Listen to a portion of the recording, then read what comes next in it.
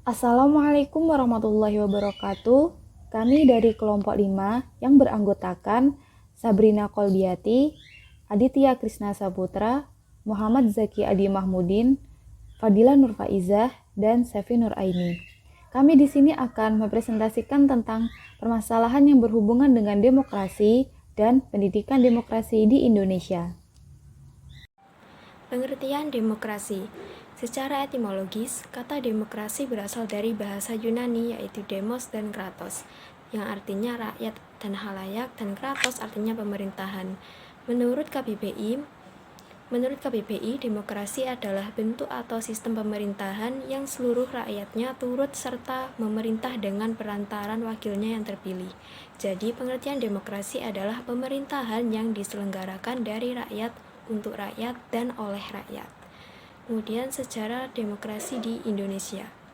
Sejak Indonesia merdeka dan berdaulat sebagai sebuah negara pada tanggal 17 Agustus 1945, para pendiri negara Indonesia melalui UUD 1945 telah menetapkan bahwa Negara Kesatuan Republik Indonesia menganut paham atau ajaran demokrasi, di mana kedaulatan berada di tangan rakyat dan dilaksanakan sepenuhnya oleh Majelis Permusyawaratan Rakyat.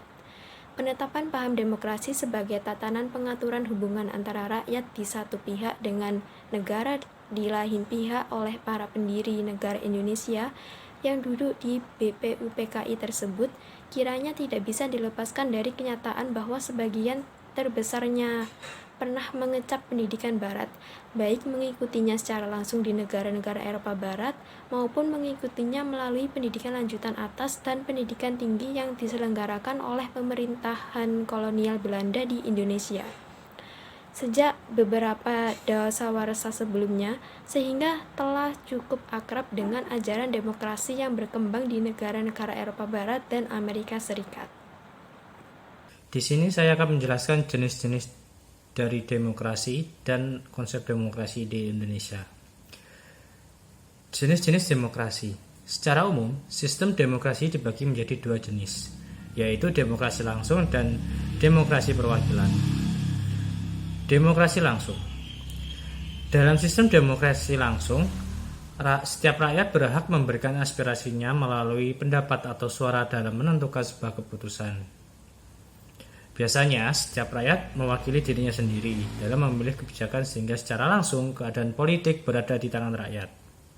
Namun, sistem demokrasi langsung jarang diterapkan di era modern. Hal ini dikarenakan kepadatan penduduk serta kurangnya minat penduduk untuk mempelajari keseluruhan permasalahan di negara tersebut. Yang terakhir, demokrasi perwakilan. Dalam sistem demokrasi perwakilan, seluruh rakyat memberikan pendapatnya melalui pemilihan umum dan memilih wakil rakyat, serta terpilih wakil rakyat tersebut mengutarakan aspirasi rakyatnya dalam mengatasi permasalahan negara. Yang selanjutnya, konsep demokrasi. Konsep demokrasi yang ada di Indonesia merupakan demokrasi Pancasila yang memiliki ciri khusus yang sesuai dengan ideologi negara Pancasila, yaitu adanya musyawarah dan mufakat.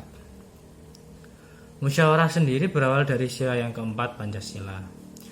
Demokrasi Indonesia lebih mengedepankan musyawarah mufakat. Hal ini dapat dilihat dari proses pengambilan keputusan baik dari desa sampai pusat. Indonesia menjunjung tinggi musyawarah mufakat, bukan mayoritas. Dengan adanya musyawarah ini, secara langsung telah melibatkan masyarakat dalam penyelenggaraan pemerintah. Saat ini sistem demokrasi yang dipandang paling baik di dunia. Hal ini dikarenakan sistem demokrasi hampir sebagai asas fundamental dalam memfasilitasi peran masyarakat dalam menyelenggarakan pemerintah. Kemudian ada ciri-ciri dari demokrasi yang menurut Henry Bertram Mayo misalnya mencatat setidaknya ada 8 ciri utama yang harus diperhatikan untuk menilai apakah suatu masyarakat bersifat demokratis ataupun tidak, yaitu yang pertama adanya penyelesaian perselisihan dengan damai dan sukarela. Yang kedua, adanya jaminan bagi terjadinya perubahan secara damai dalam suatu masyarakat yang sedang berubah. Yang ketiga, adanya pergantian penguasa yang berlangsung secara teratur. Kemudian yang keempat, adanya pembatasan atas pemakaian kekerasan secara minimum. Yang kelima, adanya pengakuan dan penghormatan atas keanekaragaman. Dan yang keenam, adanya jaminan penegakan keadilan. Yang ketujuh, adanya upaya memajukan ilmu pengetahuan. Dan yang terakhir, adanya pengakuan dan penghormatan terhadap kebebasan. Kemudian tujuan dari demokrasi, yaitu untuk menciptakan suasana damai di dalam masyarakat, menciptakan keadilan pada masyarakat, dan menciptakan pemerintahan yang transparan pada masyarakat.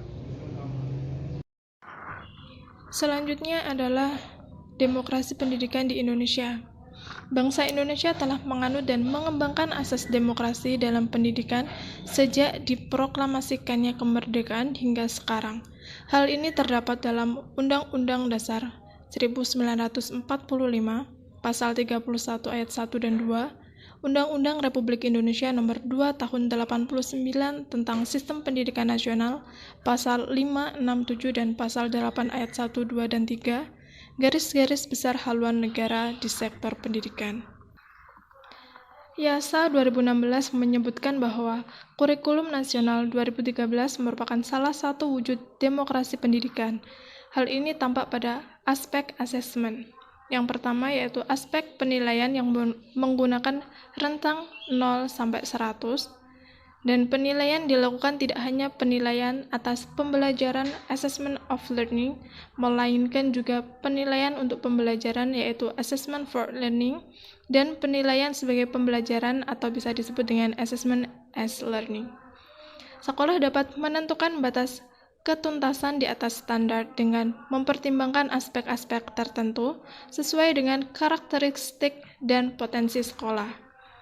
Penilaian sikap dilakukan dengan menggunakan observasi yang dituangkan dalam catatan guru mata pelajaran, guru bimbingan konseling atau BK, dan wali kelas yang berupa catatan anekdot.